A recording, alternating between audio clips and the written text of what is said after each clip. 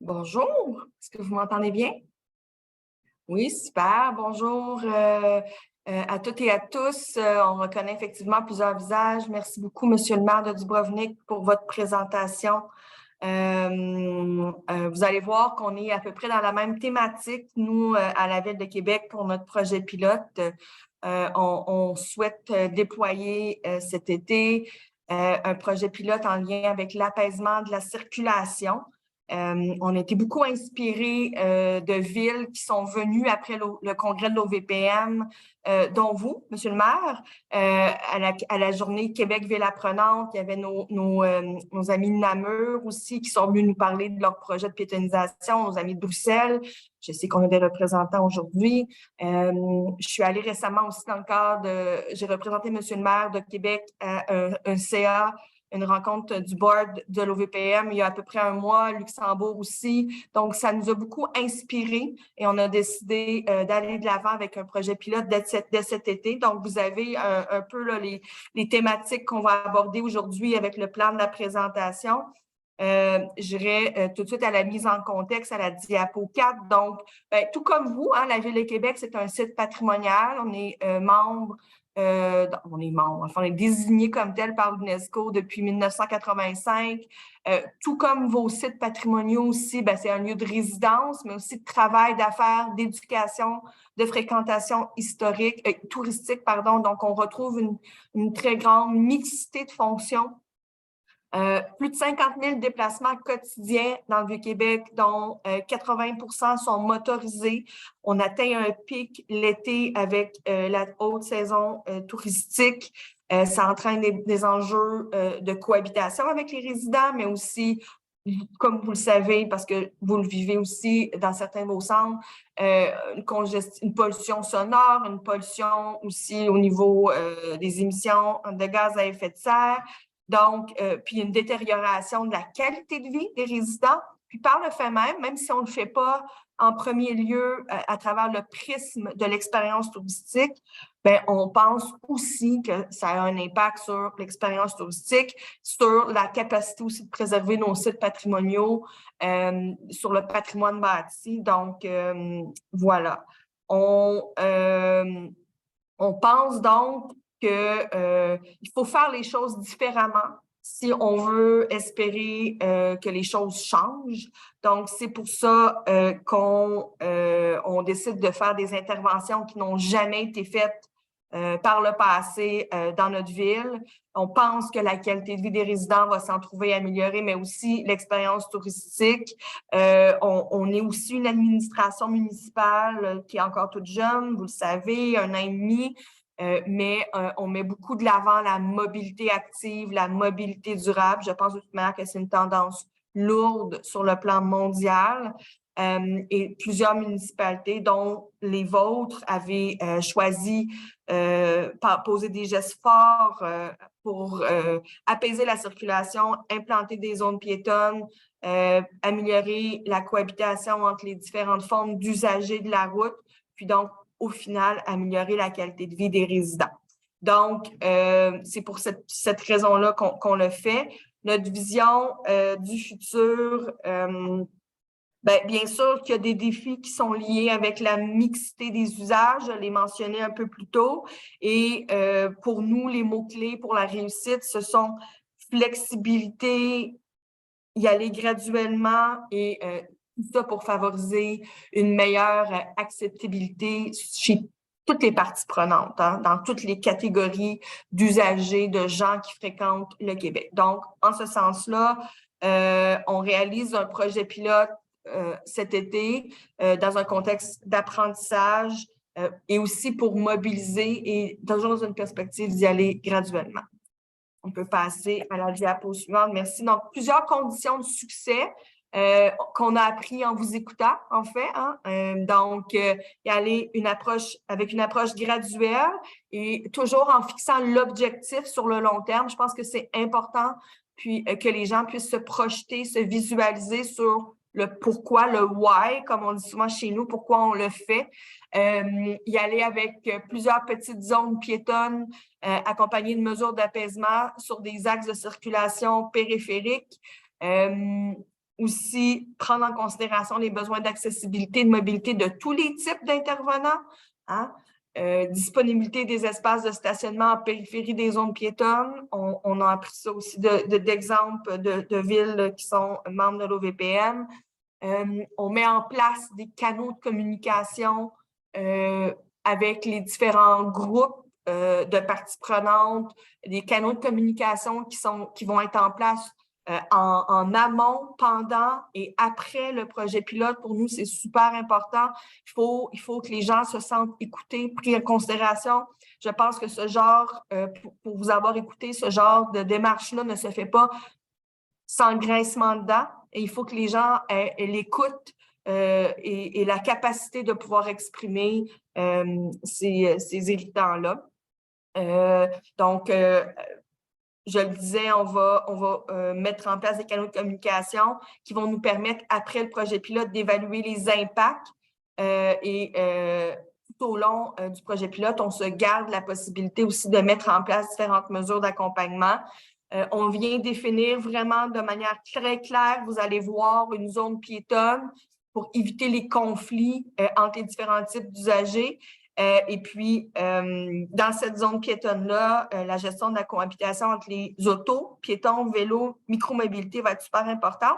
Mais nous, peut-être parenthèse, micromobilité, on n'a pas encore à Québec, en fait, toute l'enjeu des trottinettes électriques. C'est très, très localisé, si je peux me permettre. On n'a pas des trottinettes en libre-service comme les vélos. Les vélos doivent être vraiment laissés à des endroits spécifiques. Donc, en ce moment, on gère, somme toute, assez bien l'enjeu de la micromobilité. Autre condition de succès, gestion des points d'accès. C'est aussi quelque chose si on veut que la zone piétonne, son statut reste toujours clair, bien, je pense que ce qui est implicite, c'est de pouvoir contrôler les points d'accès. Notre vision moyen-long terme, si ça se prolonge dans le temps, on est très déterminé à ce que ça se prolonge. Il faut que ce soit convivial, flexible, automatique. Mais vous allez voir que pour cet été, parce qu'on est en mode projet pilote, on ne peut pas venir déployer du matériel qui va nous permettre, disons, cette convivialité, flexibilité, automatisation-là. On veut le tester. Donc, on va avoir recours à des personnes humaines pour contrôler les entrées, les accès. Mais à moyen-long terme, c'est sûr qu'on veut tendre vers, par exemple, des bornes d'accès automatisées avec des cartes ou des choses comme ça. Mais cette année, parce qu'on est en mode test, on ne peut pas le faire. La communication, vous le savez, c'est la clé, la pédagogie pour l'acceptabilité sociale. Donc, autre élément rapidement à considérer pour le Vieux-Québec, ben, je pense que notre site historique, il n'est pas différent des vôtres. Hein. C'est ce qui m'a frappé beaucoup lors du congrès de l'OVPN. C'est-à-dire qu'on partage vraiment beaucoup de similitudes. Hein. On a à tenir compte de l'accessibilité de plusieurs catégories différentes de personnes, les résidents, les visiteurs des commerces et des institutions. On a un hôpital, on a des établissements d'enseignement, les clients des hôtels avec leurs valises. On a des usagers du transport en commun, les touristes, des travailleurs. On a aussi des garderies dans le périmètre visé. Je le mentionnais, les services publics. Le gouvernement du Québec a des ministères dans le Vieux-Québec. La Ville de Québec a son siège dans le Vieux-Québec. Et on a aussi 2 basiliques cathédrales religieuses, une protestante, une catholique, qui sont quand même des lieux fréquentés. On doit aussi tenir compte de toute l'accessibilité de différents types de véhicules. C'est pas différent de chez vous, hein? Les véhicules d'urgence, tous les véhicules d'avoirie au niveau public, la collecte des matières résiduelles, les gens qui ont des rénovations à faire ou des travaux sur leur bâtiment, les autobus touristiques, les autobus de la ville, le transport en commun, les camions de livraison, l'accès aux rues privées, l'accès aux grands stationnements publics. On a 2300 cases là, de stationnement hors rue dans le Vieux-Québec. Donc, on a besoin d'assurer l'accès de tous ces différents types de véhicules-là. Puis sur le mode opérationnel, ben, je faisais un peu référence tantôt, il faut que ce soit toute la question logistique et opérationnelle des points d'accès, du contrôle des personnes, des véhicules, et assurer une bonne cohabitation de tous les différents types d'usagers. Et en ayant en tête aussi, nous avons entre 5 et 8 chantiers qui se déroulent dans le Vieux-Québec cet été. Vous allez voir que ça peut être dans certains cas un défi, mais on se sert des entraves liées à certains de ces chantiers-là comme une opportunité pour venir introduire des mesures d'apaisement de la circulation cet été. Donc, puis vous avez ici un petit inventaire des grandes visions et politiques à la Ville de Québec qu'on a actuellement qui guident aussi nos interventions. Il y a quelques années, il y a un plan d'intervention pour le confort et la sécurité des piétons et des cyclistes dans le Vieux-Québec qui a été pondu, mais il n'y avait jamais eu d'action par la suite. On a une stratégie en sécurité routière, en développement durable, un plan de transition et d'action climatique et toute notre vision de la mobilité active qui est sur le point, qui a été rendue publique très récemment. Je vous le disais tantôt, c'est un axe sur lequel notre administration est très, très active. Beaucoup d'annonces en lien avec la mobilité durable et active. Donc, concrètement, ce qu'on met en place cet été en mode projet pilote, c'est une zone piétonne et des mesures d'apaisement de la circulation. Donc, la zone piétonne qu'on a identifiée, on avait divisé le Vieux-Québec en 4 sous-secteurs, le Vieux-Québec intramuros, donc le Vieux-Québec Haute-Ville. On l'avait divisé en 4 sous-secteurs. On a retenu le secteur que vous voyez qui est assuré. C'est un secteur qu'on appelle anciennement le quartier latin. Donc, c'est tout l'intérieur de ce périmètre-là qui va être, qu'on propose en fait de rendre zone piétonne cet été. Et vous voyez qu'au pourtour de la zone piétonne, on conserve la circulation de transit pour les gens qui viennent dans le Vieux-Québec, mais l'intérieur de la zone va être réservé uniquement aux gens à la circulation locale. Donc, les résidents qui ont un stationnement à l'intérieur, on a une garderie, donc les parents qui vont porter leurs enfants à la garderie, il y a un hôpital et il y a aussi le séminaire de Québec avec un établissement d'enseignement qui est fermé l'été, mais il y a un camp de jour là. Donc, vous voyez qu'on a aussi une période pour laquelle on le fait, du 4 juillet au 18 août, de 11h à 24h. Donc, on permet les livraisons avant 11h. C'est quelque chose qui revient, qui est revenu souvent dans les exemples desquels on s'est inspiré. Et pourquoi 6 semaines? Ben, on l'a dit, on est en mode projet pilote, on vient le tester, ça ne s'est jamais fait, j'ai envie de dire, au Québec presque. On a un petit secteur dans le Vieux-Québec Basseville qui est piéton l'été, le petit Champlain, mais on parle de 3 rues hautement touristiques. Donc là, on l'a choisi pour 6 semaines parce que si on l'avait fait 3 fins de semaine, ce serait devenu un événement.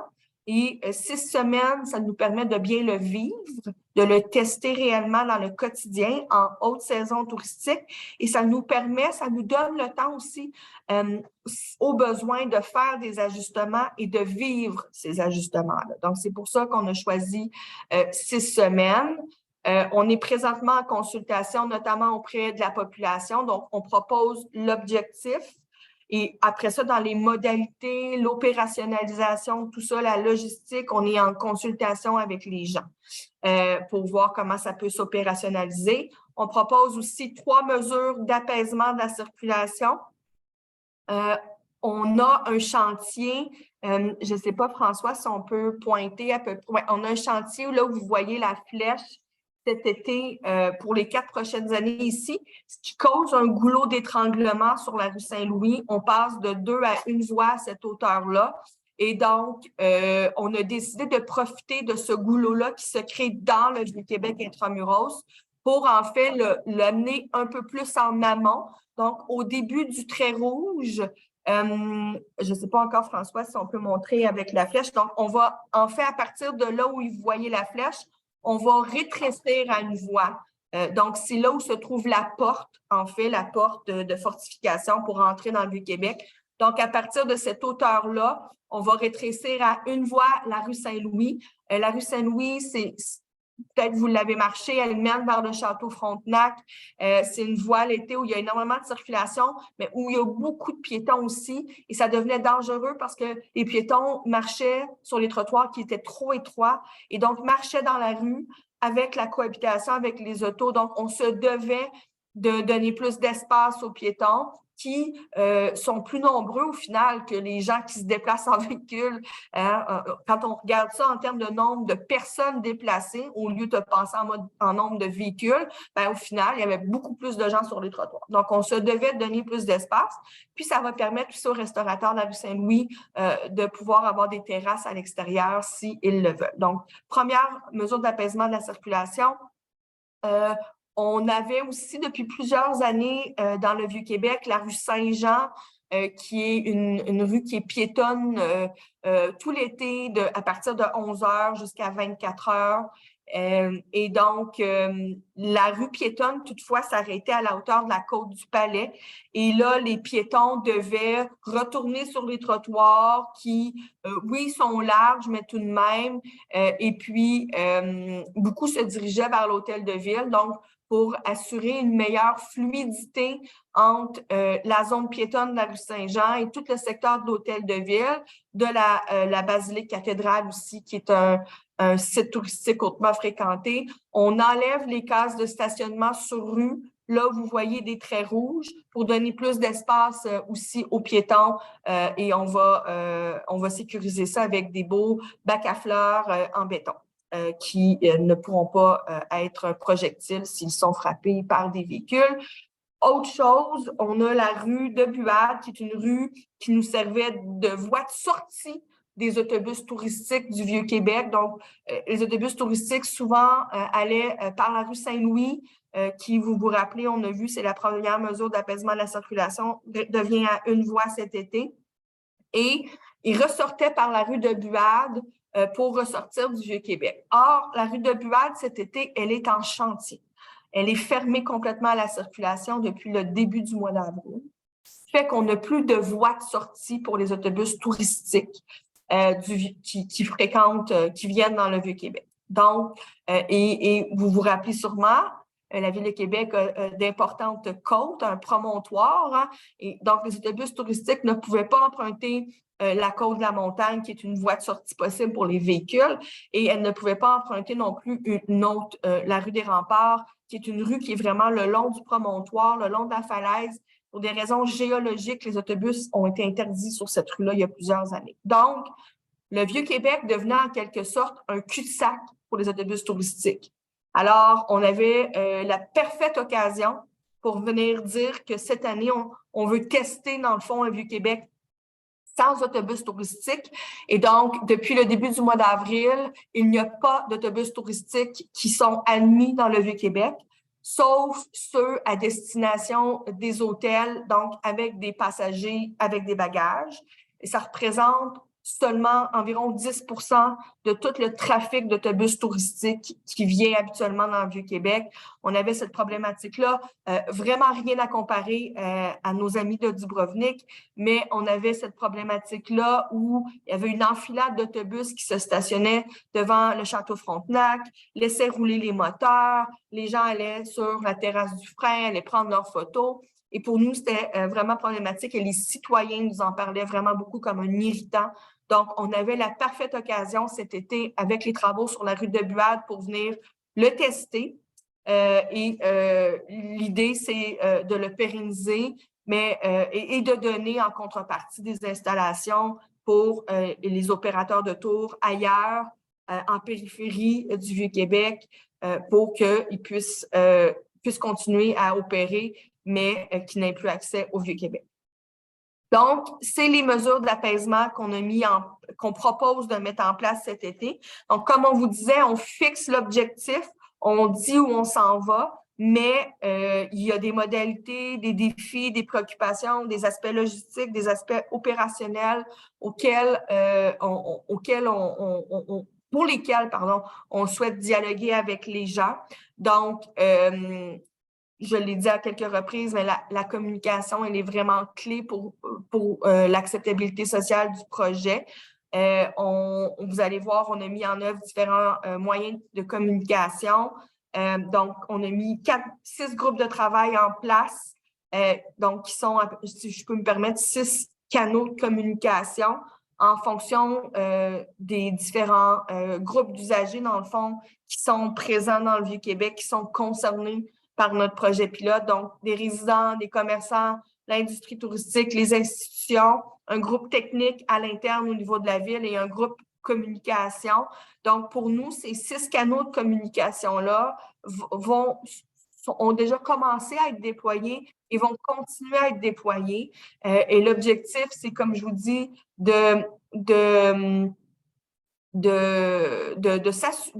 en fait, je veux dire, de mettre en place des canaux pour dialoguer avec les gens. On a fixé là la cible, là où on veut se rendre. On n'a pas la prétention de penser à ce stade-ci de notre projet pilote qu'on a pensé à tous les tenants et aboutissants, à tous les cas de figure. Et donc, c'est en ayant ces canaux-là qu'on veut venir peaufiner, préciser le projet pilote qui va être qu'on veut finaliser quelque part pour le mois de juin, quelques semaines avant son déploiement, le vivre cet été et mettre en place des mesures de rétroaction plus tard à l'automne pour voir comment ça s'est vécu dans le quotidien et qu'est-ce qu'on fait l'été suivant.